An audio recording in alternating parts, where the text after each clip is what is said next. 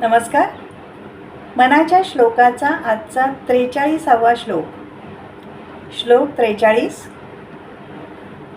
मना सज्जना एक जीवी धरावे, जनी आपुले हित तुवा करावे. रघुनायका वीण बोलो नको हो, सदा मानसी तो निज ध्यास राहो.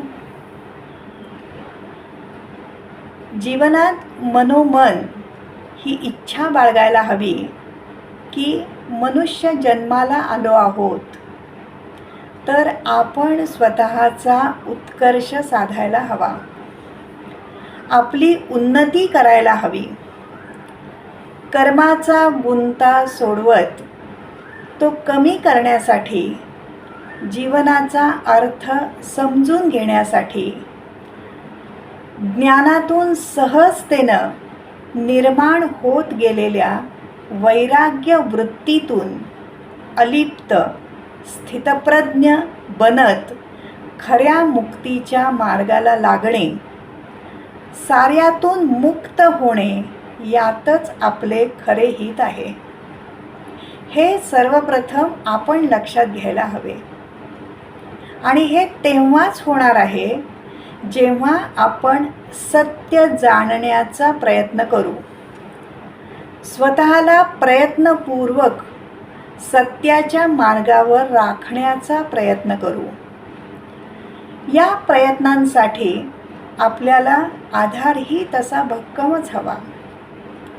पुढचा मार्ग दाखवणारा मार्गदर्शक हवा, जो आपल्याला कधीही मागे खेचणार नाही तर पुढेच ढकलत राहील, आपली उमेद वाढवत राहील, वेळेला कठोर बनेल पण आतून आपल्यासाठी हळवा आणि दयाळू असेल, जो ध्येयापासून आपल्याला कधीही भरकटू देणार नाही, जो कृपाळू असेल पण आपल्याला मात्र डोळस बनवेल. असा भक्कम आधार केवळ एकमात्र ईश्वर चैतन्य शक्ती म्हणजेच साक्षात राम आहे. म्हणून ध्यानी मनी स्वप्नी केवळ आणि केवळ राम आपला राघव असायला हवा.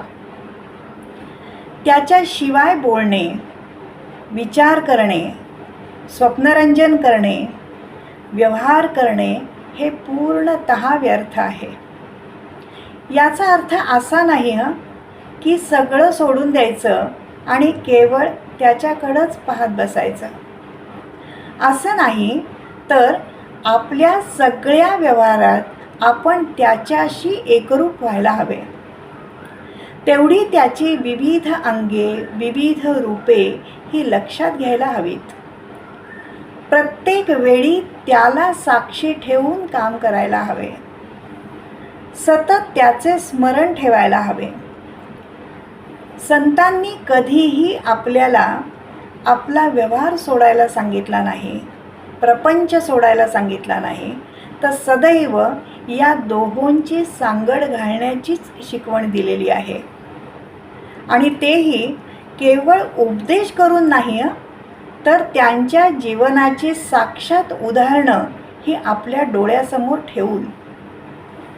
अशा प्रकारच्या वर्तणुकीतून आपल्याला ईश्वरी शक्तीचा निजध्यास निर्माण होईल. आता हा निजध्यास म्हणजे काय? साधं उदाहरण द्यायचं झालं तर लहानग्या बालकाची आई सगळी कामं पार पाडत असते, सगळ्या कामांमध्ये ती व्यस्त असते, आजूबाजूच्यांशी बोलत असते, त्यांना काही हवं नको ते पाहत असते. मात्र लहानग्याची हाक येताच सर्वप्रथम ती तिला जाणवते. ती त्या दिशेने धावते. म्हणजेच सर्व व्यवहार पार पाडत असताना तिचा ध्यास मात्र त्या लहानग्याचा असतो. असे म्हणतात की श्रवण, चिंतन, मनन यातून निजध्यास निर्माण होतो. आपला मनोन्यास तसा बनतो आणि त्यातूनच साक्षात्कार घडतो. या चैतन्य शक्तीशी आपले नाते हे सुद्धा असं दृढ बनायला पाहिजे की जेणेकरून आपल्याला आपलं आणि त्याचं स्वरूप अधिकाधिक उलगडत जाईल. धन्यवाद.